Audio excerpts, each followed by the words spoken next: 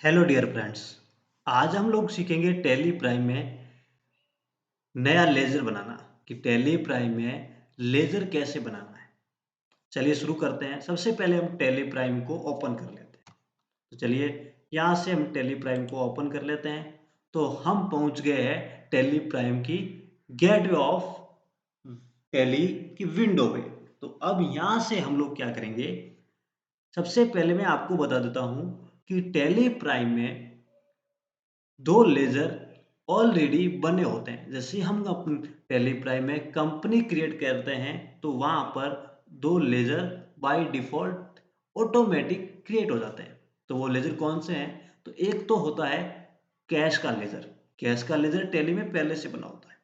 और दूसरा है प्रॉफिट एंड लॉस अकाउंट। ये दो लेजर टैली में ऑलरेडी क्रिएटेड होते हैं।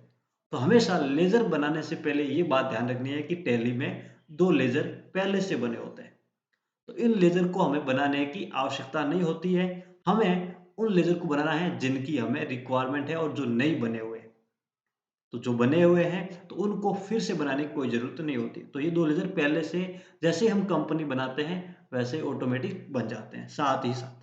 तो इन लेज़र को हम देख सकते हैं। तो इन लेज़र को देखने के लिए आप अल्टर का यूज़ ले सकते हो या चार्ट ऑफ अकाउंट्स में जा सकते हो। यहाँ जाएंगे तो अकाउंट्स मास्टर में लेज़र का ऑप्शन है और यहाँ से लेज़र व्यू में जाके आप देख सकते हैं कि दो लेज़र ऑलरेडी बने होते हैं, कैश और दूसरा प्रॉफिट एंड लॉस अकाउंट। अब हमें नया लेजर बनाने के लिए हम क्या करना है, फिर से हम गेटवे ऑफ टैली पे जाते हैं। ये आगे गेटवे ऑफ टैली।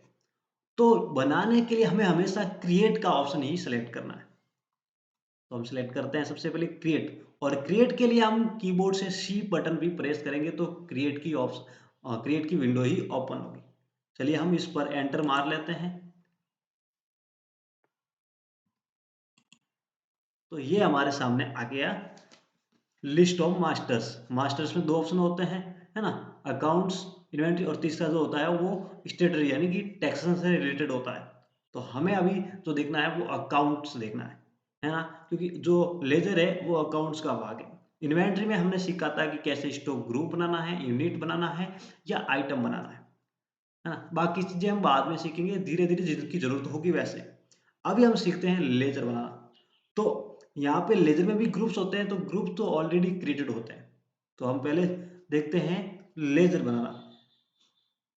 तो हम लेजर के लिए लेजर पे क्लिक करेंगे। अब बेसिकली लेजर का मतलब क्या होता है, खाता ही होता है। हाँ, अब यहाँ पे हम लेजर का नाम रखेंगे।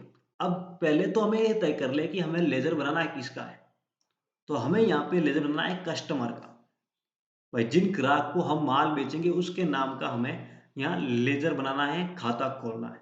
सबसे पहले उस लेजर का नाम क्या है, मान लेते हैं उस लेजर का नाम है आरजे एंटरप्राइजेस।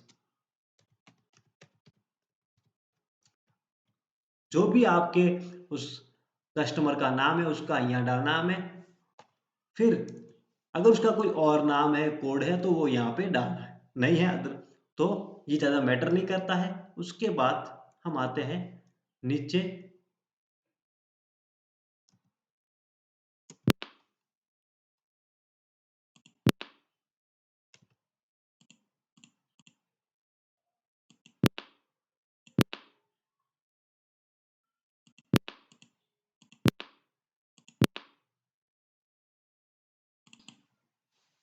और फिर हम यहाँ आ जाएंगे कैपिटल अकाउंट, यानी कि अब अंडर तो ये किस ग्रुप में डालना है। तो आरजे एंटरप्राइज है क्या हमारे लिए, आरजे एंटरप्राइज जो है वो हमारा कस्टमर है। तो यहाँ पे ग्रुप में सिलेक्ट करना है कि भाई वो हमारा जो आरजे एंटरप्राइज है वो हमारे लिए है क्या, यानी कि किसके लिए हम लेजर बना रहे हैं, किसका बना रहे हैं, वो किस ग्रुप में जाएगा। तो यहाँ पे हमें अंडर में सिलेक्ट करना है कि भाई ये पार्टी है क्या, कस्टमर है, सप्लायर है या कोई और है। तो यहाँ पे उसके नाम का ग्रुप देना है। तो यहाँ पे टैली में जो होता है वो कस्टमर को कस्टमर नहीं बोल के उसको बोलते हैं डेटर, अर्थात हिंदी में बोले तो देनदार। तो सन्ड्री डेटर के नाम का यहाँ पे बना होता है ग्रुप, उसको यहाँ सेलेक्ट करना है। तो कस्टमर बोले तो सन्ड्री डेटर। तो यहाँ जो है हम जैसे ही अंडर पे क्लिक करते हैं, एंटर मारते हैं, तो यहाँ पे सारी की सारी जो जितने भी ग्रुप्स टैली में बने होते हैं उनकी लिस्ट यहाँ पे शो होती है। तो अब इस लिस्ट से हमें सेलेक्ट करना है ग्रुप। तो यहां से हम सन्ड्री डेटर सेलेक्ट करेंगे, यहां से सन्ड्री डेटर। या उसके बाद ऑप्शन है maintain balance bill by bill. इस ऑप्शन को हमेशा यस करना है, इस ऑप्शन को हमेशा यस करना है। अगर ये हम नो करते हैं तो हमारी बिलिंग में प्रॉब्लम होती है और हमारा बैलेंस जो है वो मेंटेन नहीं हो पाता है, हम उसको बिल को क्लियर नहीं कर पाते। अगर हमने कोई एंट्री कर ली है, ठीक है, और जो सेल्स की या परचेज की इस कस्टमर के नाम से, फिर अगर हम उसका पेमेंट करेंगे तो वो एंट्री फिर से ड्यू रहेगी। इसलिए इसको यस करना हमेशा ज़रूरी है, मेंटेन बैलेंस बाय बिल। और उसके बाद इसको यस करते हुए हम आगे बढ़ते हैं और फिर हम देते हैं हमारे कस्टमर का एड्रेस, इसकी डिटेल यहाँ पर करते हैं कि आपके कस्टमर कहाँ के रहने वाला है। जो भी इसका करेक्ट एड्रेस है वो यहाँ पे देना है।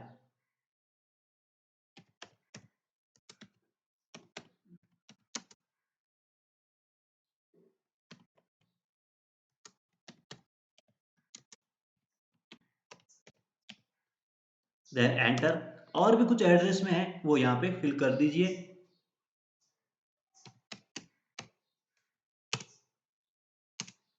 फिर यहाँ से स्टेट सेलेक्ट कीजिए, आप जो भी लिस्ट हमारे सामने है जहाँ का ये कस्टमर है वहाँ से इसको सेलेक्ट कर दीजिए। और उसके बाद कंट्री, कंट्री के बाद इसका पिन कोड फिल कर दीजिए, जो भी कस्टमर की इन्फॉर्मेशन है। अगर बैंक डिटेल आप फिल करना चाहते हैं फिंग, तो इस तरह से इसकी सारी डिटेल फिल कर दीजिए। अब जीएसटी के बारे में हम बाद में सीखेंगे। इस तरह से इसको यहाँ से एक्सेप्ट कर लीजिए। तो ये हमने सीखा आज की कस्टमर के नाम का लेजर कैसे बनाना है, यानी कि टैली में लेजर कैसे बनाया जाए। तो इस तरह से अगर कोई और लेजर है तो भी हम इस तरह से बना सकते हैं। अगर कोई आपका कस्टमर का है या कोई सप्लायर का लेजर है या कोई बैंक से रिलेटेड किसी भी प्रकार का लेजर है तो उसको बनाने का यही मेथड रहेगा। तो इसको यहाँ से हम एक्सेप्ट कर लेंगे। तो इस तरह से हमारा लेजर बन गया है। अब यहाँ से हमें दूसरा लेजर बनाना है। कोई ऐसी कंपनी है जो हमारी जो है वो सप्लायर है, मान लेते हैं एक